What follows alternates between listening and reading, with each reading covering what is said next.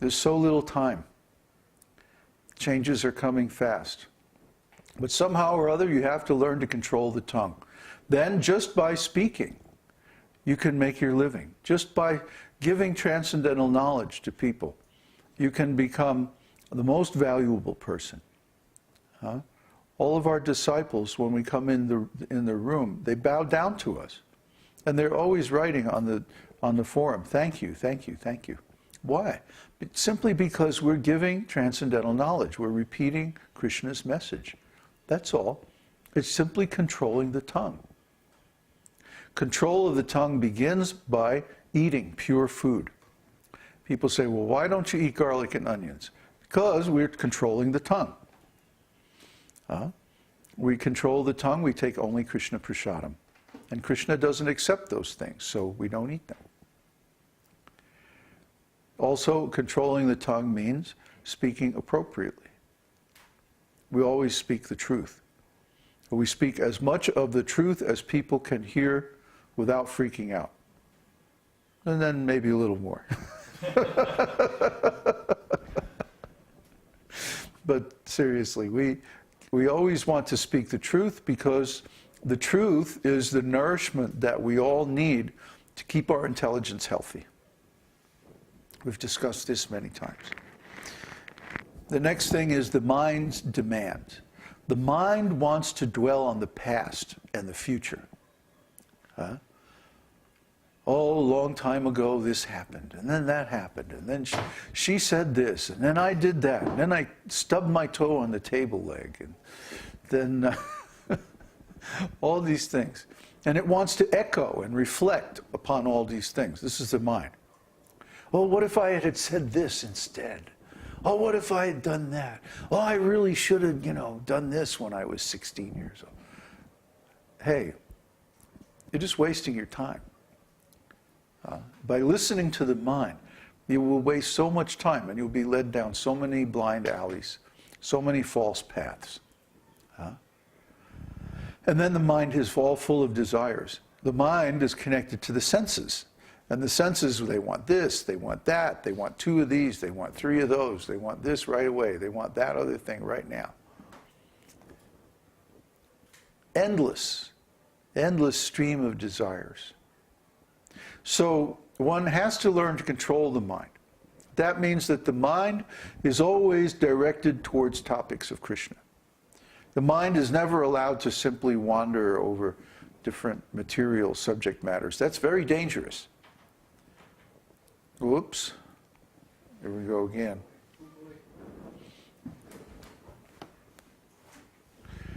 Yeah, the way the chimney is designed, when the breeze, sometimes the breeze will hit the mountain and it'll curl around and go the opposite way, and then that always blows the smoke down.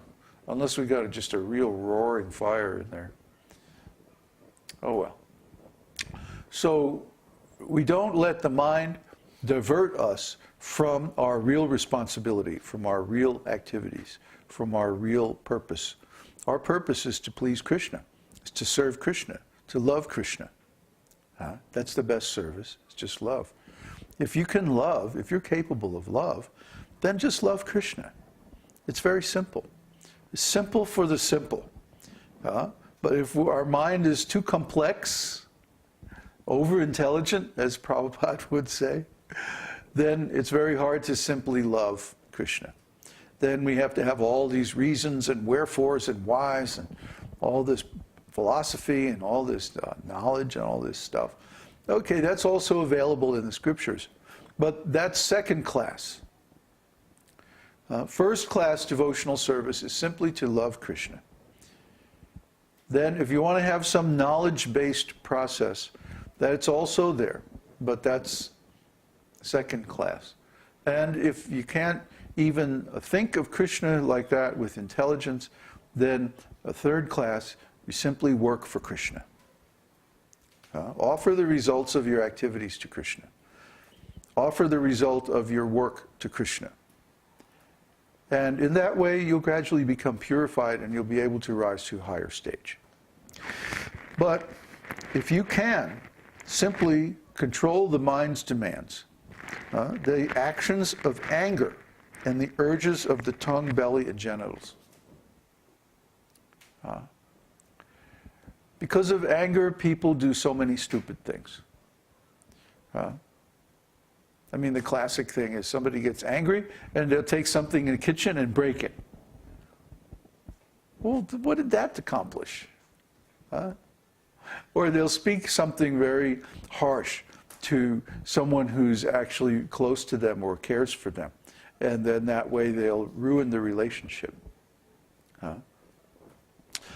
So because of anger, people do really, really dumb things. They get into fights. They get into legal entanglements.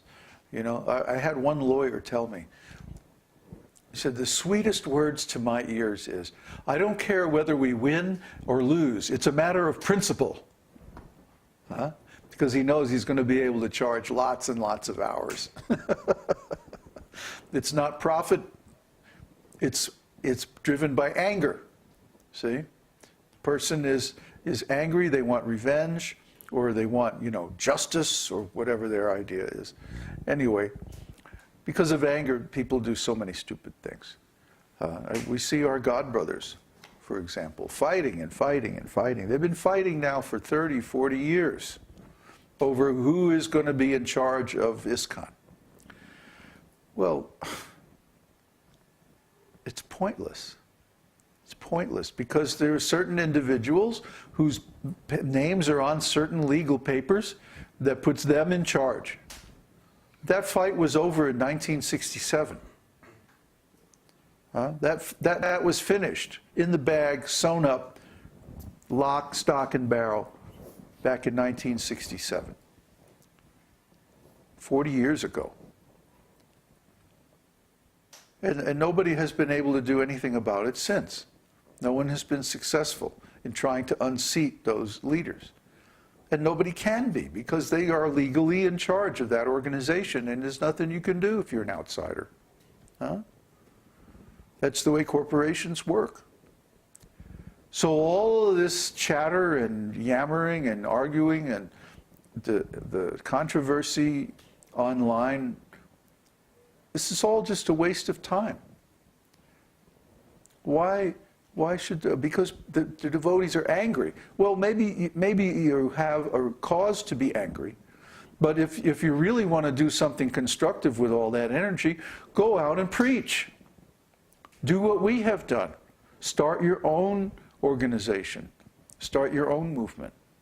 Go out there and preach. How come many other devotees, our God brothers, or the younger devotees, the second generation as they're called, how come they haven't joined us? They would rather sit around, get high, and rag about ISKCON and how ISKCON is so bad and all the leaders are so terrible and all the mean things they did to us, and we took them to court and they only gave us $9,000 each, and blah, blah, blah, and blah, blah, blah. And it's all completely useless. See? Because of anger. Because of anger, because of hate, I should say. Hate is when anger becomes crystallized. At least anger, if you take that energy and you direct it in the proper way, you can do something constructive with it. But hate is static. Hate is fixed. Hate is stuck energy. So a lot of people hate the ISKCON management. What are they doing? Nothing, just complaining. And they'll probably just complain for the rest of their lives. But they can't become spiritual master. Why? Because they just want to complain and they don't want to actually take any action. See? If they really wanted change, then they would go out and they would start preaching. But guess what? It's hard to preach. It requires good training. It requires a pure heart. It requires a lot of knowledge, and it requires quite a bit of experience as well. We started preaching in 2002, and now it's 2009. That's 7 years it's taken us to get to this point. So it's not easy, even for someone who's intelligent, motivated, talented, so on. It's not easy at all. But is there any better thing to do? Krishna says in the 18th chapter of Bhagavad-gītā, for the devotee who explains the supreme secret to the devotees, there is no more dear servant than he, nor will there ever be one more dear to me than he. So Krishna really loves the servant who tries to explain his message to the others, even if their work is imperfect. We always admit that our preaching is imperfect in so many ways, that we don't really have good qualifications for this work. Our only qualification is actually that we happen to be